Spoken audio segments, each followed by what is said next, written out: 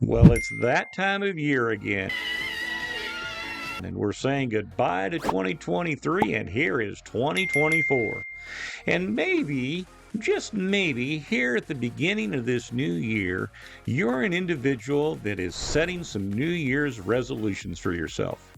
Hey, maybe one of those New Year's resolutions includes purchasing a home. But is 2024 going to be a good year in which to purchase a home? Well, that's what this video is all about. So hang around throughout the video so you can find out what I think about 2024. But Happy New Year, and let's go ahead and get started right now. Where do we go from here? Where do we go from here? If this is your first time to the channel, Happy New Year and welcome to our channel.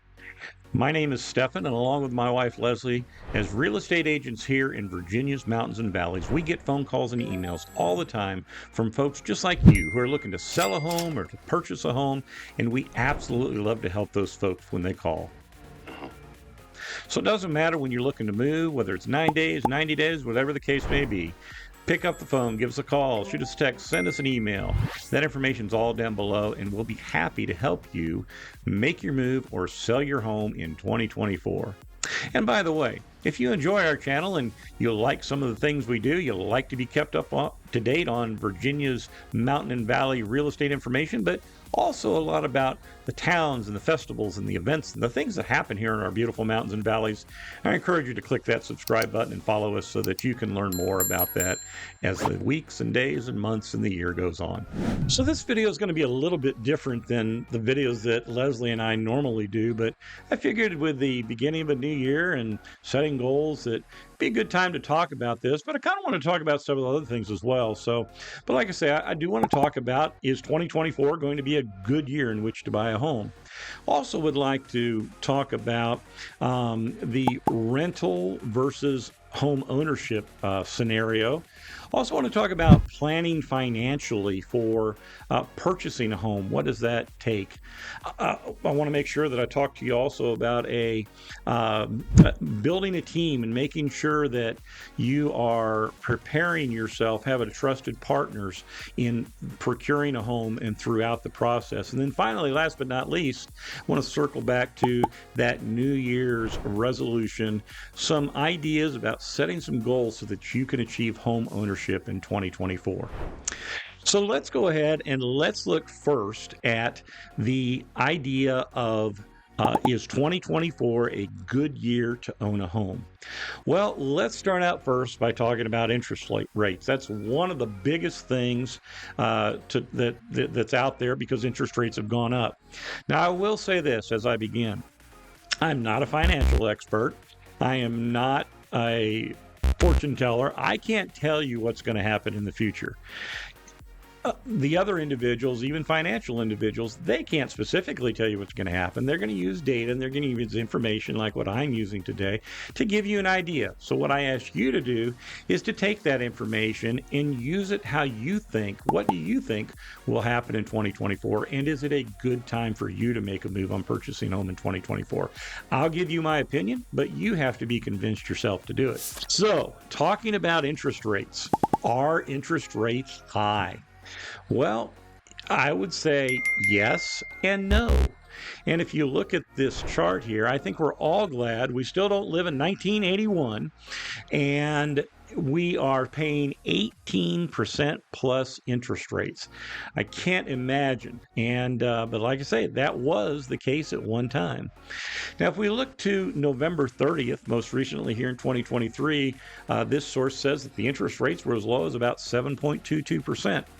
And we have to go all the way back to December 20th of 2000 to find an interest rate that was similar to that time. So 23 years since the interest rates have been around this area.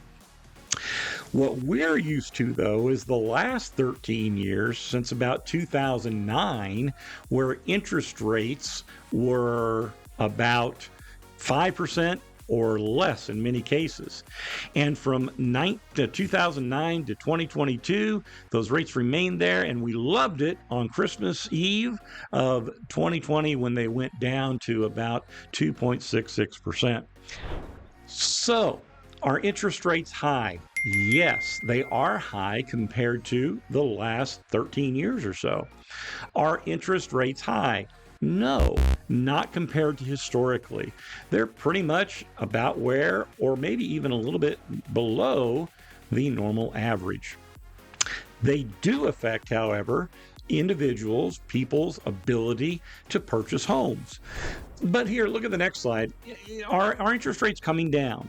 Well, we've seen a drop, okay? And this particular website said that the benchmark rate in the end of November was about 7.5%. And so interest rates appear to be coming down. So I went in and I did a historical look at interest rates. And the website here gives interest rates for the last 4 years. And you can see that around 2020, 2021, when they were very low, and they went up and hit a peak in September, October of 2023. In 2022, in the middle of the summer, they went down a little bit, but then I want you to look at the correlation here from October 22nd to January or so of 2022 to 2023. The interest rates fell off during that time period. So come to today, and you look and you see interest rates were high in October, but now even by the end of November, they've come down to that 7.22%. So, question, are they going to continue to go down or are they going to go back up? Answer, I wish I knew. Oh, no idea. That is the big question that everybody wants to know. Now, I can say this. Obviously, I try to keep in touch with things like this and look at information to keep abreast of it. And I have seen, for example, an article at Realtor.com that says that interest rates are probably going to go down during 2024, but there's no guarantee of that, of course. Now, will they go back down like you see here in 2023 in January to 6.11%? I don't know that they're going to go that low, but they may go down to 6.5%. So, but even there, a 7% interest rate or an 8.5% interest rate, that can make or break the difference between whether or not somebody is able to perform or to purchase a particular home. Now, I also know that I know when Leslie and we bought our first home, interest rates were 8% is what we paid.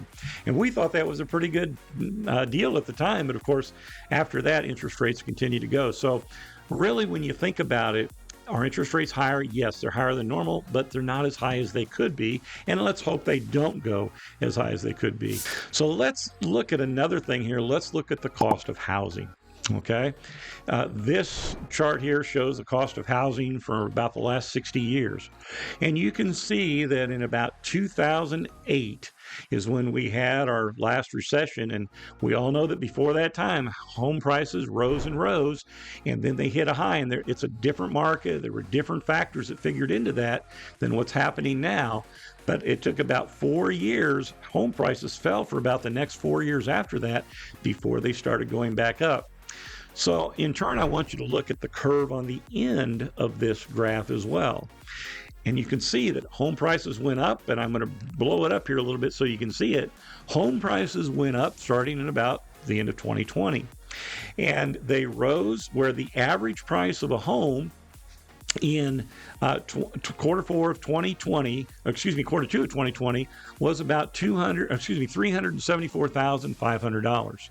It looks like it hit its peak in quarter four, 2.5 years later in 2022, at about $600,000.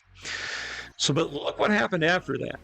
If you look in quarter one, quarter two, and quarter three, in quarter one, it dropped about $50,000. So that's a pretty steep drop in that first quarter. You say, well, the first quarter of the year, it's the wintertime, not as many people are buying homes. Okay, so let's go to the next quarter. Well, it went down even further, another couple $1,000s. Now it recovered a little bit here in quarter three. And what's it going to do in quarter four? We're not sure yet, but I'm going to show you another slide here in a second, kind of what I think. But so is, like I say, we don't know whether it's going to go up or down, but we are seeing things starting to trend. And I personally believe that we're starting to see some of that equalizing of the housing market. And I think that the home prices are starting to equalize and normalize a little bit. So I wanted to break that down, and I wanted to just kind of look what's our area like. And here's some of the counties. We do others, but here's some of the counties and independent cities that Leslie and I do here in the Virginia area. And then here's a chart of all of the amount of homes sold each month and the average price home. And you look at that, it's like, oh my goodness, get that off the screen. Okay, I'll get it off the screen. So I get it, it's a lot of information, but I put it together and I want to show you this slide. And what I've done is I've broken it down by year. And you can see here that the average home sales in each one of the years. You can see in the blue, in 2020, it was 528. It went to a peak of 584 in 2021. And now in 2023, the average home sold per month in our area is about 420. Now, from its peak in the average in 2021, that's about a 28% reduction in home sale prices. So fewer homes are selling. And of course, a lot of that does have to do with the increase of housing costs and the increase of the interest rates as well. But also look, I talked about housing costs. Look at the housing costs here, and you can see that housing costs have continued to increase.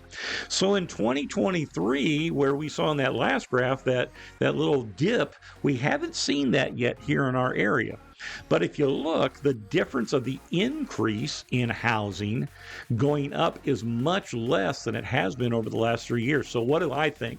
Well, going back to the graph here and seeing that curve again, I think we're approaching the top of that curve. I don't think we're not over the top of the hill on the roller coaster yet. And hopefully it won't be a roller coaster that goes down to the bottom of everything. We'll see. I don't think personally it will. A lot of people think that it will, but we'll see. But like I say, it is definitely, I think we're seeing the market correct itself at this time. So wanted to boil that down a little bit further. Okay, is now a good time to buy a house? Going back to my initial question that I started talking about a few minutes ago. Well, if you look, it's kind of interesting. You see that June is the hottest month, at least by the last 4 years here in our area, and typically it is nationwide. June is one of the largest months as far as home sales goes. And you can also see that kind of along with that, the average price of a home has been more. Well, why is that? Well, there's competition. There's competition between the people, because that's when everybody's looking to buy a home. Remember the slide that I showed you just a second ago? That slide shows housing purchases going down, the price maybe going up a little bit. And so what Leslie and I are seeing, we're not seeing as much competition now as we have in previous years. That doesn't mean that if your house is the right price and it's a fantastic house and in the right area that you might still not get multiple offers, because you probably will. But we're not seeing as much, and we're actually seeing housing prices go down. So in talking about lower housing prices, look at the months of January and February.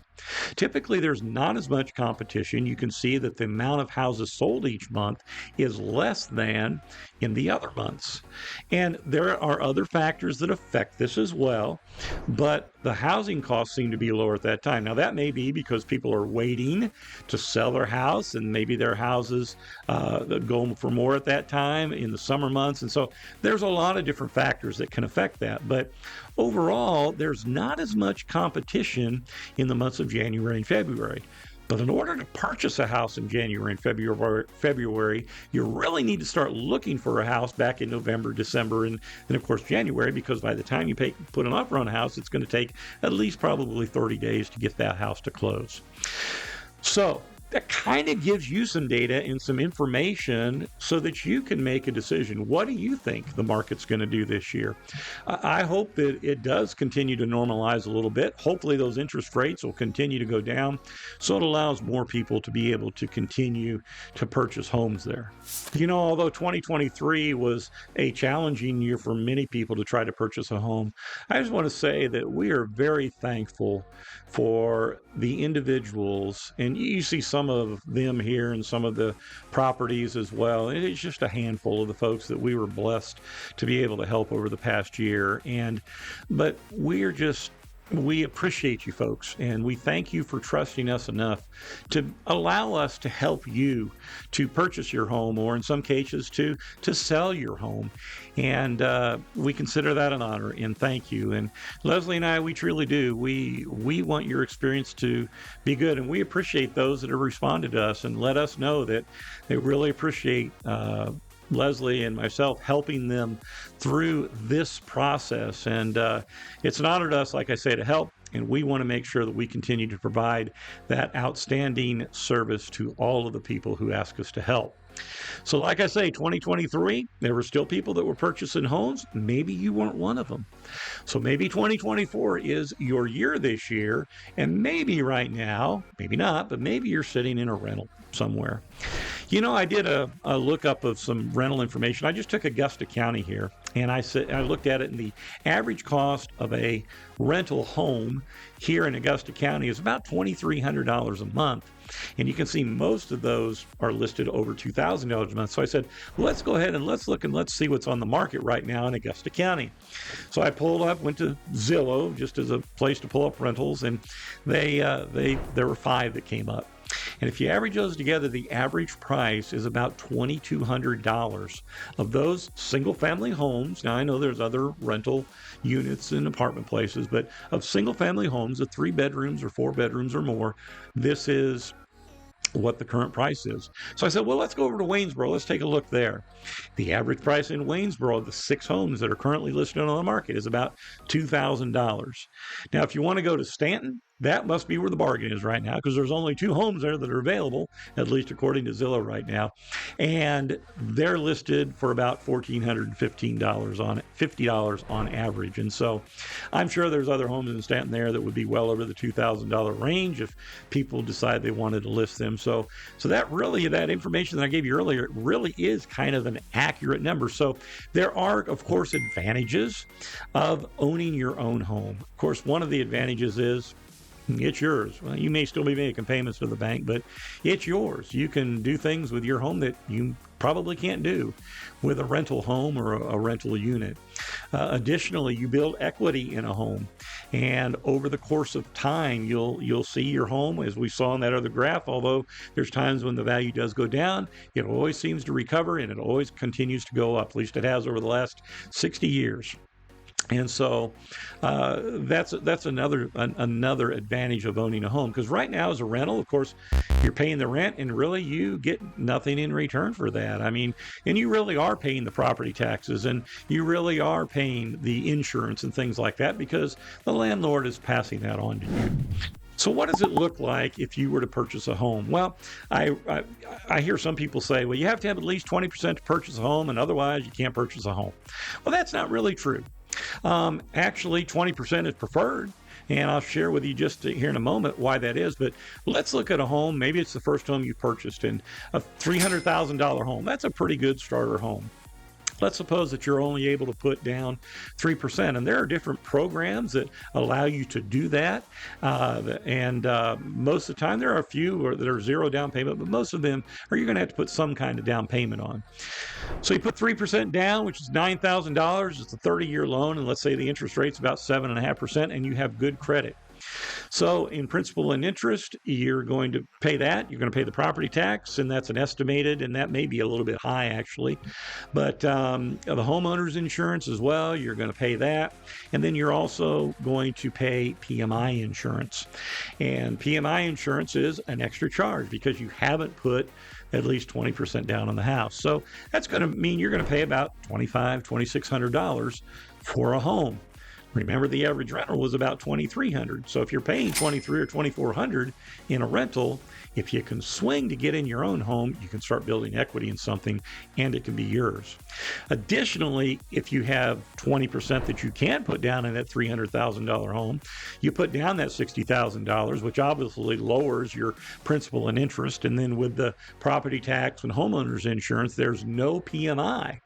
And so that lowers your payment to about $1,900 or $2,000 a month. And of course, these are just examples, and there's going to be variations and differences. And so, but it gives you an idea of the difference. And obviously, the more you can put down, the less that principal is going to be, and so you'll pay less.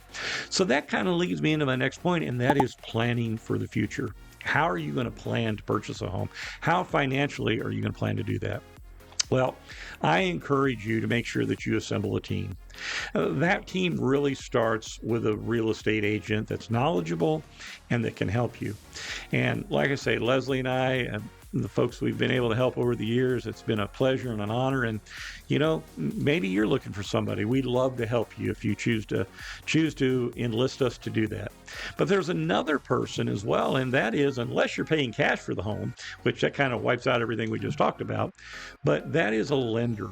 You want to make sure that you find a trusted partner and a lender. And Leslie and I have folks that we work with that we can refer you to, but additionally, you want to do your own homework as well. And you want to make sure that you find a lender that you sync with. And not all lenders are the same. Some have additional fees and get different interest rates. And so you want to make sure that you shop around in that to find out, especially in the fee area, to find the lender that best meets your needs. But also there's the third part of that, the team, and that's you. And you're the one that gives us the information so that we can help you by having the information about the real estate that we do and about the lending that the lender does to make sure that you get in the home that you want to be in, that we're looking at homes that you would like to look at. And that's where the lender comes in, and they tell you how much you can afford in a home. Once we know how much we've got to spend, we can go out and we can look at homes that are at that level to spend. And it doesn't matter whether the home is a less expensive home or a very expensive home into the millions of dollars. Leslie and I, we work with folks of all types, and it doesn't matter. We want to help you make sure, and a good agent will want to help make sure that you get in a home that you will enjoy for many years to come. So make sure you have that financial planning ready. And one of the websites that you may want to go to, and this is not a plug for Rocket Mortgage, I just was looking myself to see some information that I could pass on to you. But they had some good information about preparing for the lending of a loan. So you've got the trusted team, the trusted partnership now preparing for that. And making sure that you're looking in different places to find out what are some things that I can do. There's a lot of great information about how to save and how to prepare. And so that really leads me to my last point, and that is kind of circling back to what we talked about at the beginning of the video, and that is preparing for this year to purchase a home. Setting goals is important. When we set goals, we tend to achieve them. And so I just want to give you, there's a lot of things about goal setting, but I just want to give you 5 things that kind of have helped me over the years. Number 1 is to make sure that this is something that you really want to do. Is it something you really want to do? I mean, we all go and we do, we'll make New Year's resolutions, and 2 weeks later, we're not doing them anymore. Well, were we really serious? Were we really committed to that? If you really want to purchase a home this year, make sure it's something that you'll want to do and that you'll be committed to throughout the year. So the next thing you want to do is to make sure that your goal is realistic. Everybody wants that house that sits on the edge of a national forest and has 20 acres and 4,000 square feet and mountain views and a 3-car garage, and you can go on and on. But make sure your goal is realistic. Maybe that is a realistic goal for you. And if so, fantastic. But maybe it's not. So what I'm saying is just make sure that your goal is realistic.